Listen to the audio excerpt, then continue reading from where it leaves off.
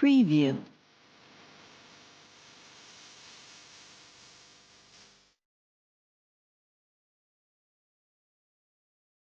Preview.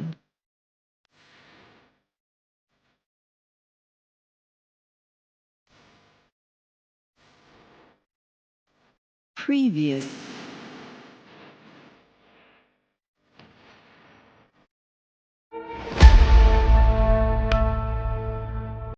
গুজরাটের ভুতিয়া হাভেলি সম্পর্কে গল্পগুলি বরাবরই রহস্যময় ও ভয়ের বাতাবরণে ঘেরা। Preview.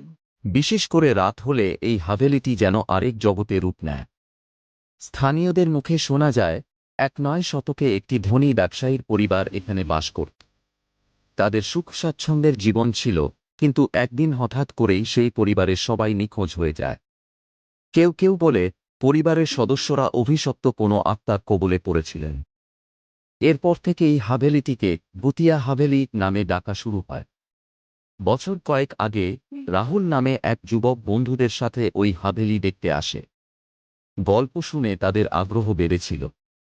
সেই দিন ছিল অমাবস্যার রাত, চারদিক ঘুটঘুটে অন্ধকার। বন্ধুদের মাঝে মজা আর কৌতুক চলছিল, কিন্তু রাহুল কেমন যেন অস্বস্তি বোধ করছিল। হাভেলির ভেতরে ঢোকার সঙ্গে সঙ্গে একটা হিমশীতল বাতাস তাকে স্পর্শ করল। বন্ধুরা মজা করে হাভেলির ঘরে ঢুকে পড়ল, কিন্তু রাহুল পা বাড়াল সিঁড়ির দিকে। তার মনে হচ্ছিল কেউ যেন তাকে সেখানে ডাকছে। সিঁড়ি বেয়ে উপরে উঠতেই হঠাৎ করেই দরজার পাশে বসে থাকা একটা কালো ছায়া তার দিকে তাকিয়ে থাকল। রাহুল থেমে গেল, চোখ মেলে তাকিয়ে দেখল সেই ছায়ার চোখ দুটো যেন আগুনের মতো জ্বলছে। সে চিৎকার করতে গেল, কিন্তু গলা থেকে কোনো শব্দ বের হল না। এক ধাক্কায় পেছনে পড়ে গেল এবং অজ্ঞান হয়ে গেল। তার বন্ধুরা যখন তাকে খুঁজে পেল, সে তখনও অজ্ঞান। হাভেলির বাইরে এসে জ্ঞান ফেরার পর রাহুল ভয়ে কাঁপছিল। সে বলল, ওখানে কেউ ছিল, আমি দেখেছি। আমার দিকে তাকিয়েছিল।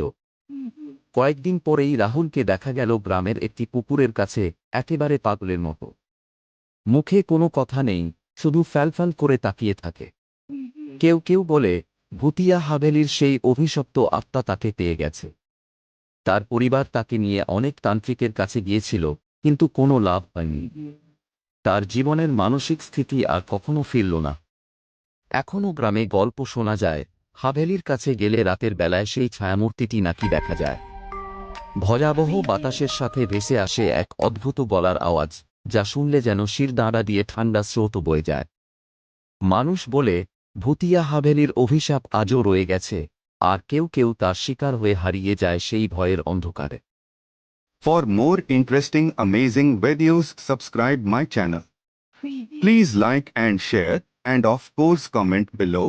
And one more thing, be smart and be the king of your own kingdom.